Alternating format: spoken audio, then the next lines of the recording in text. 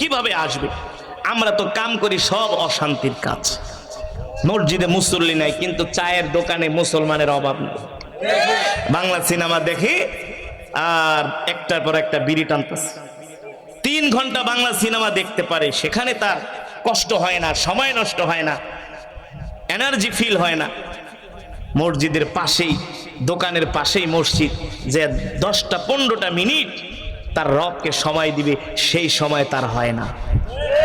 কথা বলেন, আপনি যে দুনিয়াতে আল্লাহকে সময় দিচ্ছেন না, আল্লাহর হুকুম মানছেন না, হাসরের ময়দানে আল্লাহ তাআলা বলবে, তুই দুনিয়াতে আমাকে সময় দেস নাই, এখন তোর দিকে তাকানোর আমারও সময় নেই, যা যা ফিনারে জাহান্নামা খালিদিন, যা।